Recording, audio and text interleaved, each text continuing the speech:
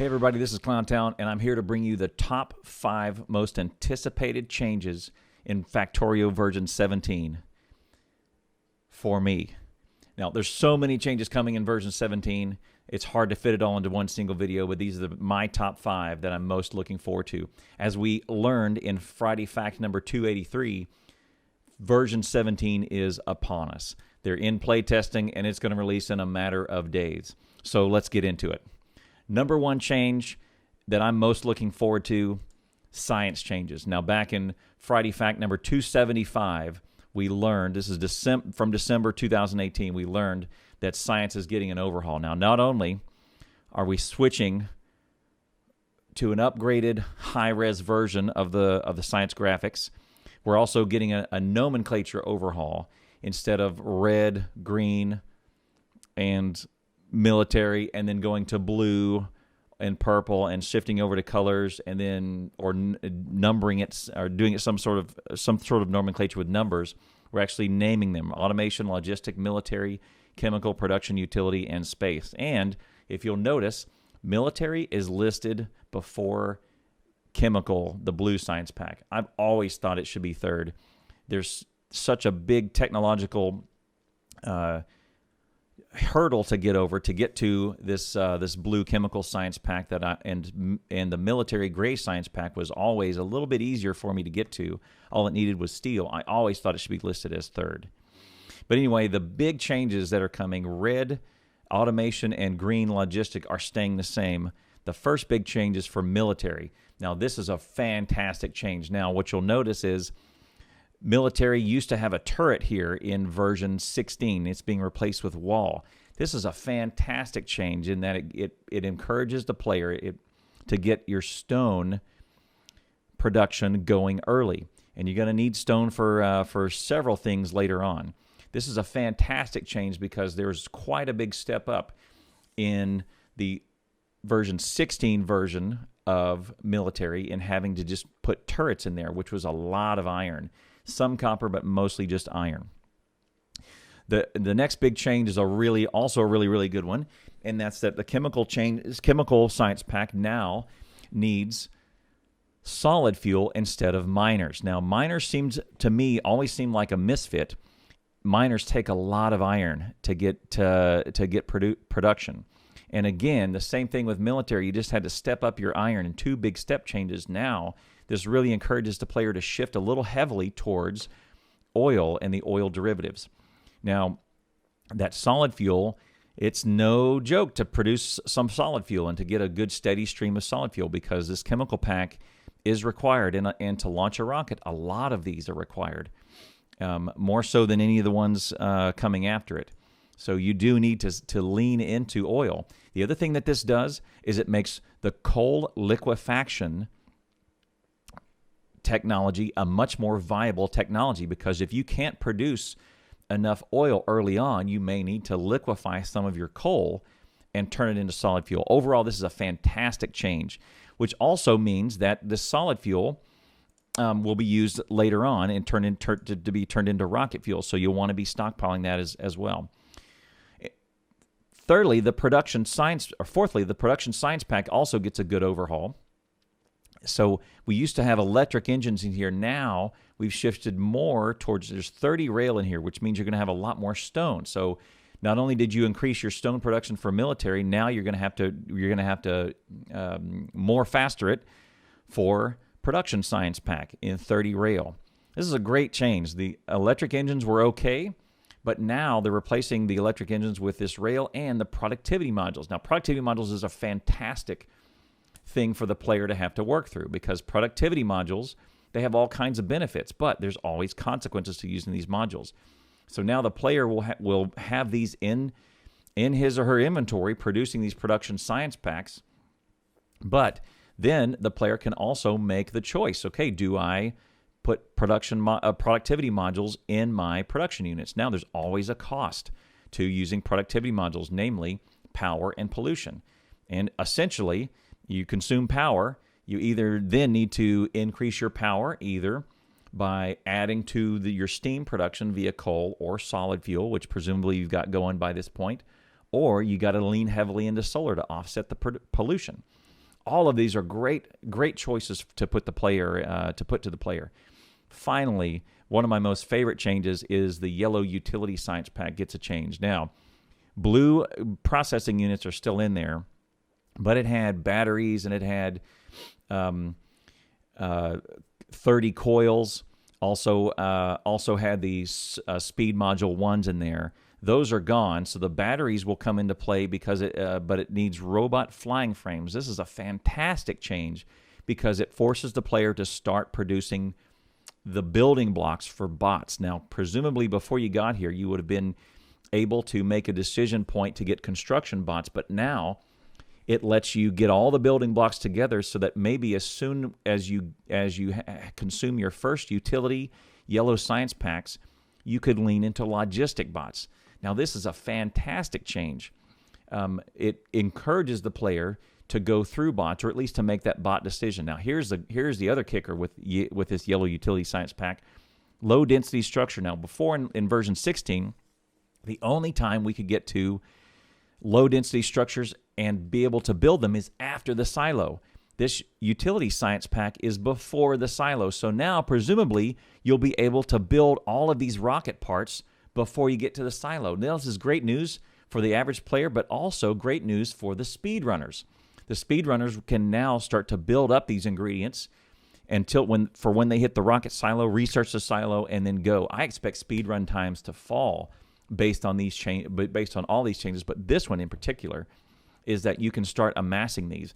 These low-density structures also got a resource and recipe change in that there's less resources to go into them. This low-density structure will be used in other things as well. All in all, these are fantastic science changes for the casual player, as well as the serious speedrunners and the mega basers. You're going to have to really look for all of the resources on the map, not just copper and iron and oil. Now all of them come into play, including coal and stone, which coal and stone used to be just let's get enough to get kicked off, and then we'll kind of go through later. There's some other commentary here, but now each science pack will be its own research. There's a little preview of the tech tree. The numbers are gone here, but one of the greatest changes that we found is that in order to get to the rocket, you do not have to do military research at all. Factorio Friday Fact number 275 goes into great detail on this, so you can read up. The description is the links are in the description. But overall, these are great science changes. Looking forward to version 17. Number 2 on my list for the most anticipated changes for version 17 of Factorio is the train GUI. Now, you can find all this information in Factorio Friday Facts number 279 and 280. Lots of good info in here. Those were the ones dated on the January 25th and I believe the 1st of February. So the train GUI is gonna show us an overhaul of the train interface and how we interact. These command sets are now going to be drag and drop. Now watch this GIF, and you can drag it in which order you want. Drag the command sets in order in which you want the train to execute. Not only big command sets, but even the logic sets in the conditions. You can drag and drop them. Also, there's a wait condition visualization. Now, this is fantastic. So, inventories filling up and emptying, you'll be able to see the progress bar on how fast or how slow it's filling up its inventory cargo or emptying its inventory cargo or just waiting. And now this GIF is one of the best ones, especially the bigger your bases get. And look here, it's got 4 material components that it's emptying. And as you're watching, you can see, oh, there's a problem with copper as the copper one stopped. Now you'll know exactly what to go to your base, and you'll be able to diagnose it very, very quickly. The second part of this train GUI was revealed in Friday Fact number 280 a week later. Yep, February 1st. In that this preview window where you watch the trains is going to get an overhaul as well. And what you'll be able to do is you can see the train path as it's moving. It's kind of consuming its path. Also, you'll be able to hover over different trains and their location. You can see the outline of where they're going. Now, when this window gets much more interactive, and you'll be able to, and you start interacting with this window, the window itself needs an overhaul. So they've also made it to where you can move around in this window. Look, you can zoom in, and you can drag the map into where the different sections that you need. And you'll be able to toggle. You can auto center on the locomotive, or you can free roam. All in all, very, very good changes. There's some maintenance with the train stations as well. You'll be able to cancel and clear off individual sets of instructions or groups of instructions, as well as change your conditions very visually with single clicks. And now here's another one that I'm looking forward to for the community to unlock its greatest potential. This is the concept of a wait station. It essentially means a temporary station where it's essentially a waypoint for the train to pass through. Now, as the train moves and passes through it, it has one condition to meet. And as you see this demo, there's no wait condition there. It just passes through it and keeps on moving. There's also one where you can a temporary station to where you can add a station that'll hit it one time. The station then disappears and it moves on. All in all, fantastic changes coming for the train GUI and train behavior. I look forward to what the community can do with trains in version 17. Third on my list for the most anticipated changes for Factorio version 17 is the new toolbar. The quick bar can be found way back in the day on Factorio Friday Fact 191. This was a long time ago, from May 2017. This proposal, so it's been baking in the developers' minds for a long time now. And what it means is that at the moment in version 16, the toolbar is kind of its own inventory. So you have your main inventory, and then your toolbar is an inventory. That is going to go away in that we're going to get 2 extra spaces for that toolbar is going to go up into the player's inventory, and now the toolbar is going to just become quick links up into our main inventory. Now you'll have relevant item counts, right? When you pick something up, you're not going to have a question as to which inventory it's going to go into, whether it's going to drop into your toolbar after it crafts or it's going to go into your normal inventory. You won't have any random items popping in there. And there's another one is that you're not going to have to use the quick bar to carry things around. You're essentially going to be managing one inventory instead of 2. All in all, a great change. The next update we got on that quick bar comes all the way in Factorio Friday Fact number 278 from January of this year, 2019. And what we found is there's going to be not only the quick bar is a reality, but there's going to be 10 rows of shortcuts. Now, this is fantastic news, particularly for speedrunners. You may have an early game quick bar with yellow belts, yellow inserters, and that may mature to a later game, red belts, red inserters, etc. Or right now I'm going to build some of my starter base, and then I need to go work with oil. So then if you see here pictured is row 3 is lots of the pipes and tanks and oil equipment. That's a fantastic change that'll let you switch out your inventory quick bar based on what you're doing and based on on player preference. This is a fantastic change for all players. Particularly, I think we're going to see this in speed runs and in the early game. Nothing can really you can't really separate these two. In that, if you mention the quick bar, you have to also mention the blueprint library. I've had a pain point with blueprints for a long time, and this was finalized in Friday Fact number 282, in that the blueprint menu is getting an overhaul. You'll be able to search for blueprints. You can switch quickly from personal library to game library. What I always wanted was the ability to go get my blueprint from my game library, use it, and then put it back and not have it hit my inventory. Well, now that is the case where I'll be able to pull a blueprint out of my blueprint library, use it, place it, remove it, whatever it is, and then I hit my dismiss button or the Q by default, and it doesn't go to my inventory. It goes right back into the blueprint library. It just vanishes. So the blueprint stays in your library, but with the object that you have in your hand, it just dismisses it, goes back into your library. That's a fantastic change. Always end up with extra blueprints, And if you're like me, you like a clean, crisp, empty inventory, nice and lean. You know where everything is. It's going to be pretty fantastic, a fantastic change. One other one I want to mention to you at the for the inventory change is the ability to sort your inventory. How long have we wanted to be able to sort our inventory a certain way, but it just falls in there either alphabetically or by object ID or something. Now we're going to be able to sort our inventory. This is one of the greatest changes that I could foresee in version 17. Fantastic ways to work with your inventory.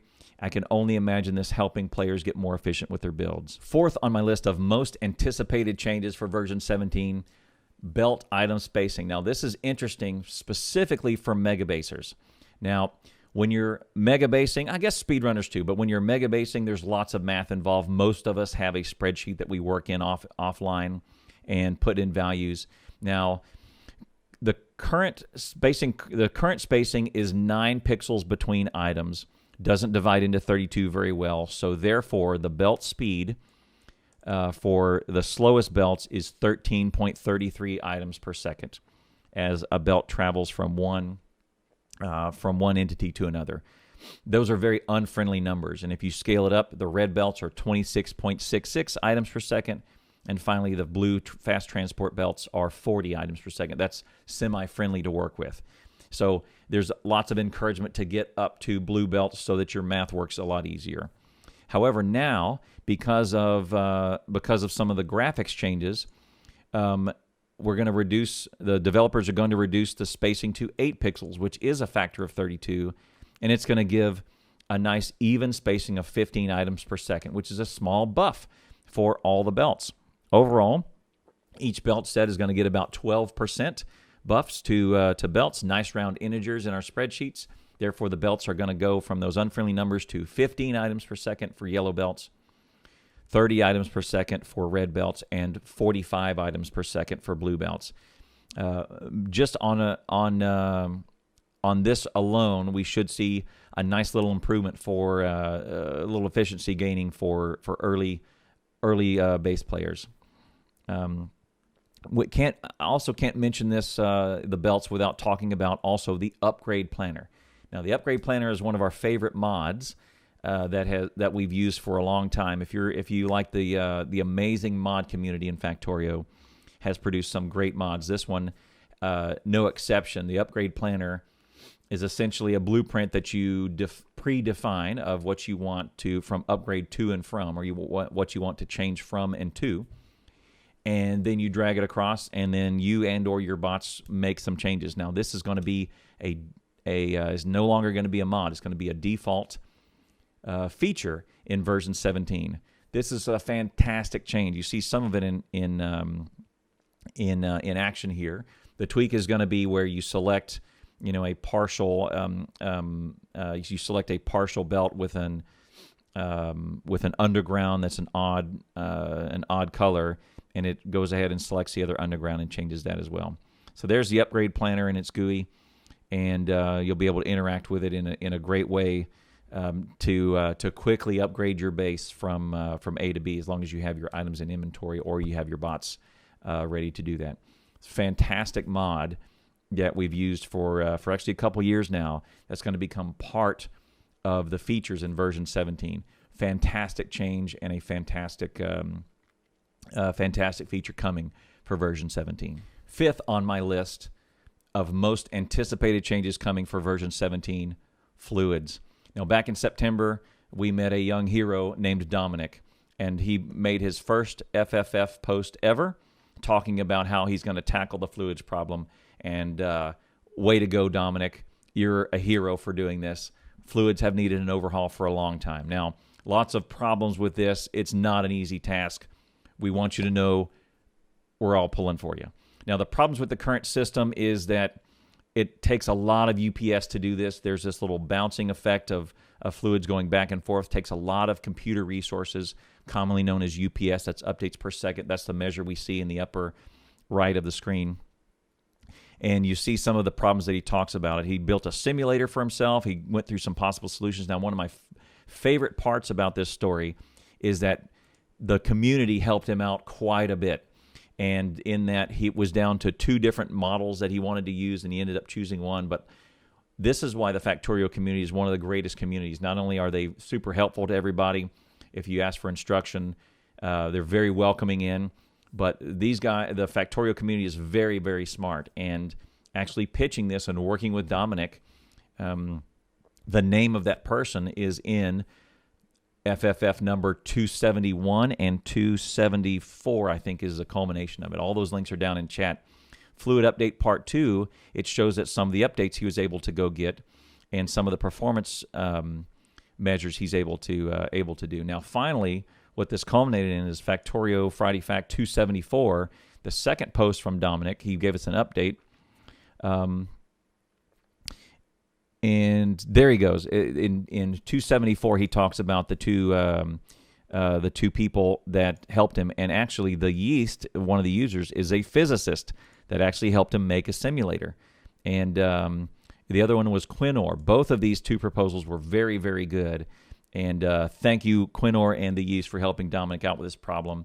This is going to take a village to solve. Dominic's our hero, but thank you so very much for contributing and helping to arrive at a good solution. Now, what we have arrived at is a lot better performing fluids, a new algorithm, and lots of efficiency changes. And one of my most favorite changes coming is now it will now no longer let the user mix fluids.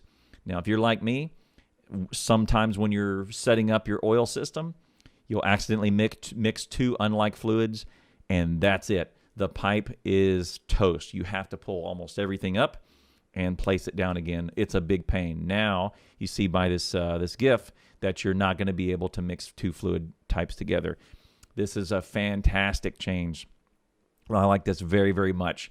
Not only is it going to help out the player, but it's going to help the model not break down. It's going to be part of the model. Now, the main thing is to get fluids performing better, because as you get into Megabase, one of the biggest things that hits a Megabase late game is not your inability to fight the biters, not your inability to expand, not your inability to find resources. It's the fight against computer resources. That's what limits their Megabase until it dies. One of the biggest things that prevent a base from growing bigger is none of the users can log into the server anymore because the server's bogged down with computer resources being taken up by various things. And fluids are one of the biggest offenders of being a UPS bandwidth and or computer resource hogs. And tackling this problem is a great challenge. Thank you so very much, Dominic, for hitting this. As I understand it, if we go back to Factorio Friday Facts number 283, the most recent one, some of these fluids will be in there, and some of these fluid changes will be in there on day 1, and other things will not. You can get more information if you look up Friday Fact number 283.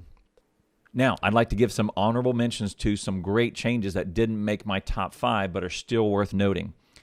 Biter graphics and behavior changes are coming. Also, biter pollution fix and biter behavior on belts. Lots of good stuff is coming for biters. Also, the steel axe is going away, but the changes to how a player interacts with a pickaxe, all great changes. Player resistances to things like fire and impact, all of that in the sciences are changing. The ability to deliver cliff explosive with bots. Fantastic change. Lots of high-res graphics coming into version 17. Overall performance increase on the front end in terms of how your base operates, but also on the back end in things like save file size and performance. Also, there's going to be an undo and a redo, Control-Z, Control and copy-paste type of functionality coming. Also, map generation changes. The mod GUI is getting an overhaul. For those of us who like to mod and then share mods with our friends and all jump in, that process will be much more automatic, and it's only going to show mod compatibility with the right version compatibility now. Fantastic changes for the mod community, as well as for new players. The new player experience is coming Going to be a lot more thought through, a campaign mode. Some of that will not be in version 17 on day one, but will come later on in version 17. The new player experience is very important for players to get accustomed to playing Factorio because it does have a long, kind of a steep learning curve when you first get into it. Thank you so much for watching. I look forward to all of the amazing changes coming in version 17, all the features, all the fixes, all the graphics changes. You can find all of my information down in the description below, as well as all the links to all the Friday facts that I've referred to in this video. Please like and subscribe if you want me to do more of these videos. You can find me also live, very commonly, on twitch.tv/clowntown. The link is also in the chat. Thank you so much for watching. I'll see you next time.